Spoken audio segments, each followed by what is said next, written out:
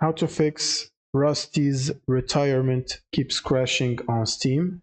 So first you want to go to your library, right click on the game, go to properties, and then under launch options you want to type -dx11.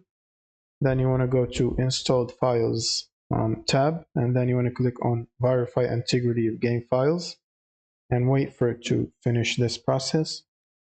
And once this is done, you want to click on the browse button and then find the Rusty's retirement exe file, and then right click on it and go to properties, compatibility tab, and check both of these options right here.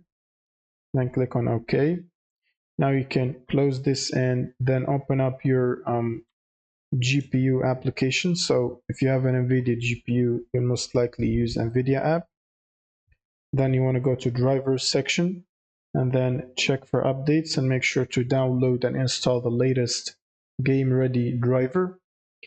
And once you do that, you will be asked to restart your system. So after restarting your computer, you should open up Steam again and simply launch the game, and that should fix the problem.